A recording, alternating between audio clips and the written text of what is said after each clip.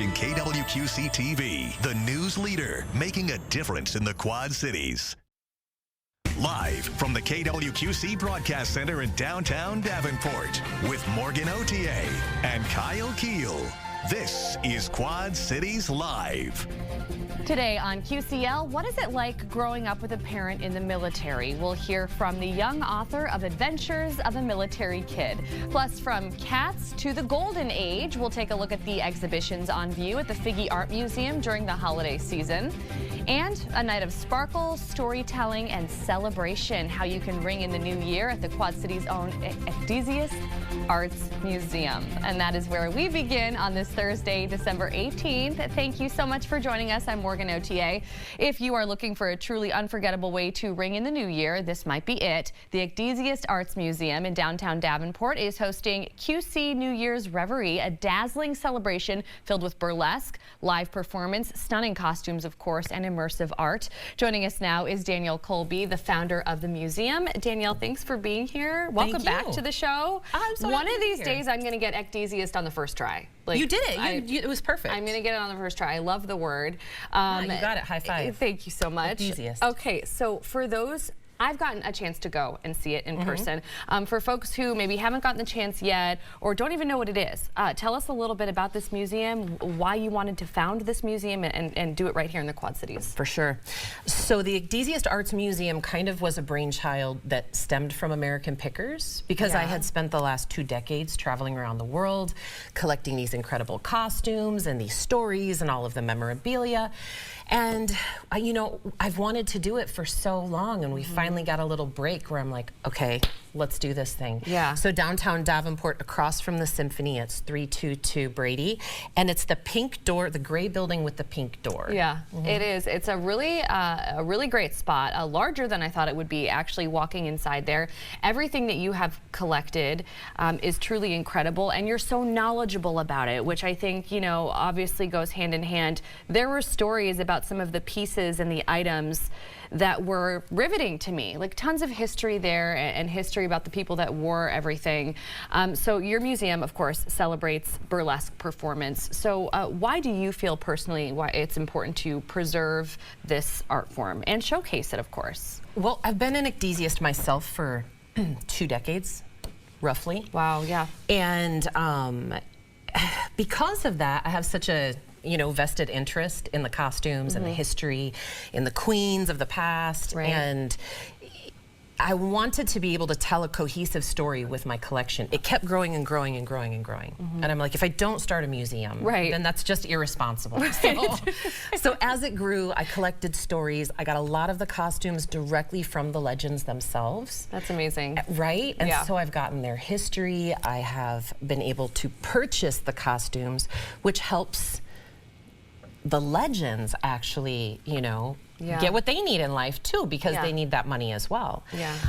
And it also gives us an opportunity to go and spend time and emote with these stories as well. And there's the museum is just packed full of stories. And each story is more wild than the last. Yeah, there are some good ones. You're gonna have to go though to hear them for yourself, right? Because not all of them we can tell you here on QCL, and that is just fine. So tell us about the upcoming New Year's Reverie. This is gonna be quite a party. We've got some of the party favors out on the table here right now. We've got the flyer that's showing on the screen, and that is a full lineup that's happening on New Year's Eve. This is a very rare lineup in the Quad Cities. This is an extremely professional, like these are world-class dancers. And we do get world-class dancers here all the time, but not always such a huge array. So we have Brooklyn Britches and the Whispers from Chicago, which is an amazing jazz band, and also with a huge burlesque backing. She was taught by Michelle L'Amour. And then we have Julieta from Puerto Rico, Hot Tawdry from Chicago, Honey Bee Rose, who was Queen of Burlesque Hall of Fame Queen of Burlesque a couple years ago. Wow, okay. Miss Nixon, who is an incredible performer. C.O. Bast out of Chicago as well. Miss Nixon out of Chicago. Zarad Katanik out of Chicago. But we also have Dahlia Dutch from here in the Quad Cities. Yeah, okay. And we have Mac DeVille the Iowa Burlesque Festival Queen of Burlesque is going to be also gracing us with her presence. That's great. Yeah, and it's after that we have a whole after party that's a separate show and a separate party. So if the first one sells out, there's a completely different show that's focused on fan dancing and live band. So it's all of its live band burlesque the entire night. It is really fun. You described the experience as immersive and very art forward. So guests can expect performances. What I think was unexpected, at least for me when I got to go see this, was all the empowerment in the room, especially among women, like woman to woman. That is really special. Yeah. It's a really neat environment because it's such a vulnerable environment to be on stage, right, at all. But then you add in the element of burlesque to that, and it makes it even more vulnerable. And so the way it should be in a green room and the way that it should be on a stage and in an audience is full of support for one another. There absolutely was, and I would expect this to be no different. There are several different ticketing options. Can you talk a little bit about that so you can go to the show? You can also not go to the show if you can't be in town, but you can still support. Absolutely. So we have a few different tiers. So we have the 6 o'clock show is actually a tour. So you'll get to tour the museum, you get to have time with me and ask me questions. And that one is What's the price on that one? I can't remember. I think that one's $25. And then the $35 show is the 8 o'clock show. And the one at the end here is, there's the after party, and that is a separate one. But anyway, if you want to go to all three, there's a $99 ticket. And you can go to all of it. The whole thing, Everything. But we also have a ticket that's for patrons of the arts, for people who really care about the art of burlesque, people who are sad the Burlesque Hall of Fame closed. I can hear the gnashing of teeth. I can feel the wailing from the burlesque community here and the burlesque community around the world. If we want these institutions to stay open, we gotta visit. We gotta buy tickets. We gotta support. And if you're from afar and you can't be here, you can support just by buying a ticket online. So if you go on and you're just like, hey, I just want to support, I can't be there, then there's a $35 option that you can just be there and say, hey, we want this to work, we support you, and we think you're doing great. And you don't have to be there personally. That's wonderful. This is a fun, unique, different way, I think, to have a party on New Year's Eve. You have some party favors, as we already mentioned, that you are providing people with. Tons of fun. I think, you know, when people visit the museum, whether it's on New Year's Eve or just on a regular day, what do you want people to take away? Especially folks, I think, that don't have necessarily that prior passion for burlesque or maybe that knowledge of it. What do you want them to, you know, tell their friends when they leave? Well, we're not just here for burlesque, we're here for the arts. And I think that that's the most important part. When you come into the museum, we want you to feel creatively inspired. We don't want you to feel blocked. We don't want you to feel intimidated. We don't want you to feel overwhelmed. We want you to come in and actually see what the possibilities are if you decide to dedicate your life to a career like this. And what the stories are. But we do have Wednesday nights. We have open mic night. That's it's Open Minds, Open Mic, which is actually the brainchild of Mandy from the Crane and Pelican. We love Mandy here on the show. Absolutely, love Mandy. But she came to me one day and she's like, we need to do something. Like, community just needs a lift. She's like, I really want to do an open mic night, but we're all the way out here in LeClaire. Could we do it at the museum? I love that. And it's been incredible. We won't have it this coming Wednesday because that's Christmas, but the following, it'll be every Wednesday. And just come out, bring your guitar, sing a song. You can, we have burlesque dancers, we have drag artists that come out and just try things out on stage that are new and different you haven't done before. Okay, I love that. And that's free also. That is free. Something to do around here that's free. Well, QC New Year's Reverie takes place, of course, December 31st at the Ecdesiast Arts Museum on Brady Street in Davenport, with options ranging from the full experience to pre-party, after party, or even just supporting from afar. And tickets are available now. Just visit the website on your screen, ecdesiastartsmuseum.com. Danielle, as always, thank you so much for being here today. I'm holding this like it's like some sort of fancy cigarette or something. A happy early New Year to you, and thank you for being here. We appreciate you so much. I always love visiting. Thank you so much. Thank you. Coming up on QCL, she is only 10 years old, but she's already an author with a powerful story to tell. We'll meet a child who has turned her experience into a children's book designed to help other kids feel brave during big changes. Quad Cities Live continues. For thousands of military kids worldwide, moving from place to place is kind of a normal part of life. And now a local children's book author is giving us an inside look at what that's like. Adventures of a Military Kid is an uplifting story about courage, friendship, and finding home in every new place. The author of the book, is 10-year-old Milan Ellis. She joins us today with her father, PJ Ellis, who is serving in the Army at the Rock Island Arsenal. Thank you both for being here today. Yes, no, thank you. It's a good opportunity. Yes. We appreciate you guys. And PJ, thank you so much for your service. It's an honor. Thank you. Appreciate that as well. So, you both have been in the Quad Cities for a few months now in August. So, Milan, you've kind of traveled all across the country with your father in the service. So, kind of give us some background on yourself and what kind of made you want to write your own book. So I remember, before we moved here, we used to live in a place, Virginia. And I remember Dad was picking me up from aftercare and we were driving. And I don't know how this conversation started, but I really was into this book called Diary of a Wimpy Kid. Yeah, I love that book. And Dad was like, hey, you can write your own book too. So that's why my book is inspired by Diary of a Wimpy Kid. Oh, very cool. That is such a great story of how that all got started. Yeah. We've got the book on the screen right now. The cover art is really cool on it. Yes, it is. So Milan, how old are you right now? How old were you when you started writing this book? I was 9. You were 9 years old. That is quite an accomplishment. It is. It truly is. Have you always been creative like that and into reading and writing? I was always into reading, but now I'm really starting to like writing. Yeah, well, that definitely shows. Yeah, tell us the process you went about writing this book, because it centers around the character Zara. So, at first, I like unique, pretty names, not like the common ones. So I was thinking of a unique, pretty name for my character. It is a pretty name, yeah. And I thought Zara. I was like, oh, that's it. That's the perfect name. It came to you. Yeah, it really did. So Dad, what has this all been like for you to see her go through this process and create something so special that, truly is based on her experiences and your lives?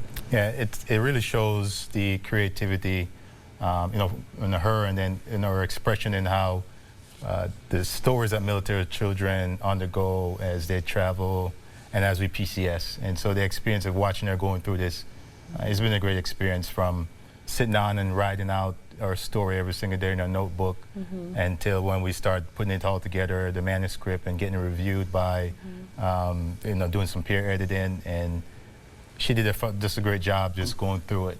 And it seemed like almost as if she's a natural writing. It sounds that way. Yeah, so you're a published author at 10 years old, Milan. So what do your friends at school think about this book?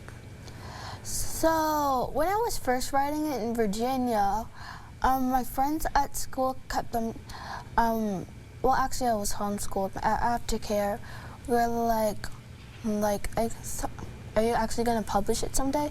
I was like, yeah. Some of them didn't believe me, though. And you did it. And you did it. You showed them, didn't you? did. I love that. So, PJ, as we wrap up, what do you hope that readers, especially other young kids, take away from Milan's book after reading it? Right, and just want to express our gratitude for being here today. And when you think about what kids, and it's just not military kids, it's just really all kids. And it's about, a story of resilience, story of courage.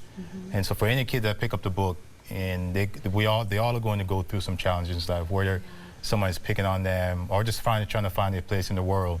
And so my hope is that, through her story, and they will get a sense of encouragement and, foster a sense of resiliency in their journey as they grow up. Yeah, I love that. It's for every kid. I love that. It is, and might make a very good gift here this holiday season. So if you would like to purchase this book, you can have your phones handy. We've got a QR code right there on your screen.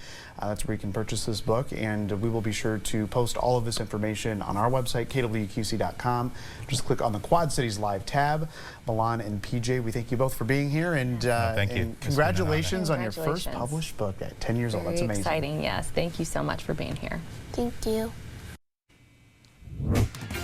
Coming up, if you're looking for a festive and meaningful way to spend time with family and friends this holiday season, don't miss the exhibitions currently on view at the Figge Art Museum. We'll get a preview next. Quad Cities Live continues. If you are looking for something special to do this holiday season, whether you're hosting family from out of town or just want to slow down and enjoy some local entertainment, the Figge Art Museum has plenty to explore. Joining us today is Vanessa Sage, co-senior curator at the Figge Art Museum. Vanessa, welcome back. Thank you for being here. Thank you. Yes, we are gearing up, of course, for Christmas and New Year's and family coming to town and all kinds of stuff. So for viewers who maybe haven't been to the Figge recently, what can they find there right now? There's a lot going on. There is a lot going on. We have everything from 17th century masterpieces to contemporary photography. We're also showcasing a lot of new acquisitions to the museum, including ceramics and sculpture. So there's a lot of variety. Okay, there's also several very different exhibitions on view right now at the Figge. So can you kind of just go over what those are and what makes them different? Well, the Golden Age features masterworks from the National Gallery of Art. Yeah. This is a very grand, luxe experience with paintings by Van Dyck as well as Frans Hals. Really beautiful, highly detailed masterworks paired with works from our own collection of us. From the same time period. That's very special. And we have 100 years of collecting, which features works pulled from the museum collection. Right. It's our 100th anniversary this year. And this is very special because a lot of these works don't get out and get seen that often. Right.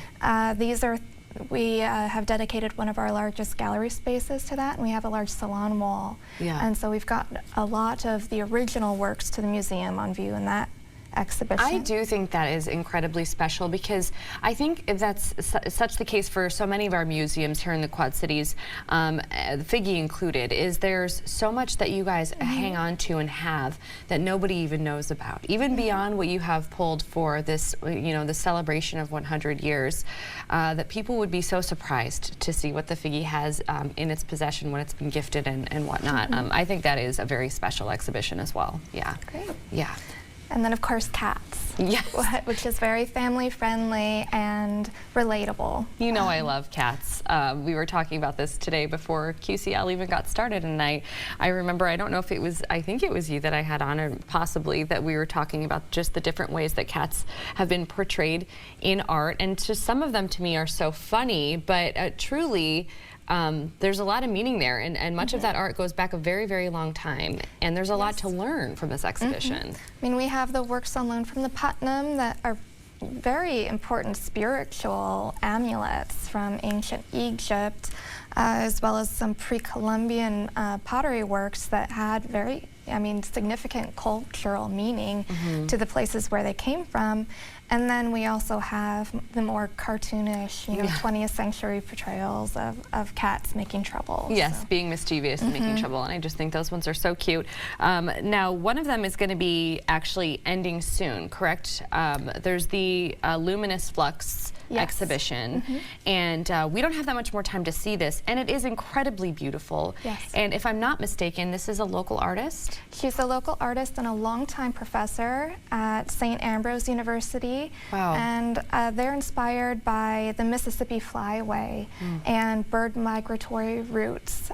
So it's very fluid, and even the way that wall is hung is referencing, birds in flight. Okay. And so it's a very immersive exhibition, and you get to see work by one of the most important art instructors in the area who has a lot of impact on students. Yeah, a lot of impact on students right here in the Quad Cities. I think the art is absolutely beautiful. So I think, if you haven't got a chance to go and see that yet, try and make time for it and support somebody here who is local, who is also an educator. We also are expecting a new exhibition to be opening up here, and it's this weekend, correct? Yes, we have a Surreal Lens, and this also features works from the museum collection. And it focuses on photographers who engage with elements of the unreal through their work. And that can mean things that they do in post-production, like in the darkroom, manipulation, layering of imagery. There's a lot of dreamlike and unconscious kind of imagery in this exhibition, and there's also playful nature to it. So you can really kind of engage with their experiments, and once again, things that are pulled from the collection, so really showing the richness of what we have right here in the Quad Cities. Absolutely. So that should be a very good one, all photography. So why is this such a great time, you know, for families, friends, individuals to check out what's happening at the Figge? Well, there's, like I said, there's a lot of variety. There's a lot of different things. But then that also means that if you go there with family, there's a lot of different discussions that might get spurred that you might not have otherwise. And so when you have family coming into town, and it's very meaningful to go and experience art together. And we really enjoy seeing families spending time and talking about the artwork. And it doesn't have to be that you like it or dislike it. It can, a personal meaning. A lot of the people who go through cats are relating it to their own, you know, furry friends at home. And so there's a lot of meaning to that experience. There is a wonderful conversation starter, regardless of, you know, where your tastes lie when it comes to the art itself. So for a closer look at the exhibitions underway now that we just spoke about, or if you want to see what's to come, visit the Figge Art Museum on the web at figgeartmuseum.org. Vanessa, thank you once again for being here today and just going through all of that with us. Much appreciated. Thank you. Thank you. It is Thursday, so you know what that means. Our Throwback Thursday segment is coming up after the break, and one of us is taking you back to a major Christmas surprise in 2017. You're watching Quad Cities Live. Well, it's that time of the week. It is Throwback Thursday. I'm sorry, everybody who thinks it's Friday like I do. I've been thinking that for like several days now. It's not quite Friday yet. It's Throwback Thursday. So my throwback actually goes back to 2017, and it was around this time of year, it was specifically Christmas Day, that I decided to surprise my mother in Canada, in Montreal, Canada. So that right there is my aunt being surprised. And then here she is holding the camera. That's my mother. And this is the moment where she notices that I'm there and have surprised her. I had to edit the video out because she curses. Oh no! That's not good for TV. No, it's not good for TV. But so that was that. And so 2017, I just learned that I was pregnant with Darby. So the reason why I wanted to surprise her was because I wanted to tell her that I was going to have a baby, and she's very excited. And she got a little ornament and all of that. So that was 8 years ago. That's a precious memory. It is, and to have phones to be able, I wasn't a very good videographer, but to be able to, you know, have that to look back on is pretty special. Yeah, absolutely. And you know what, your holiday one reminded me that 2 years ago we hosted our first ever holiday party at our new home. And that was the Christmas right before I deployed, and so that gathering, we had like 40 people over at the house. It was a big gathering. It had a lot of fun. And so I just, you know, and then that reminded me of an ornament that our friend Greg Dickinson sent in. So he's an artist based out of Clinton. And he featured me this year. He features TV Sixers inside a TV box. Look at that. And this year I was featured wearing a Santa suit and pointing to a pine tree. And Greg captions it with, "In our opinion, the season's here. Happy holidays." Thank you, Greg, for sending this ornament in. We'll display it on our set here the rest of the holiday season. We absolutely will put on the set. He does a wonderful job. He does. He's always thinking of us here on QCL and at TV6 in general. So, Greg, thank you very much. Beautiful job. Oh, and we've got another one here. That was a photo that I met Greg this past summer, and he also painted a portrait. So I just wanted to show him in person there and more of his artwork. So yeah. Wonderful. Cool. All right. Well, thank you so much for watching today. Jeopardy is next, followed by your news at 4.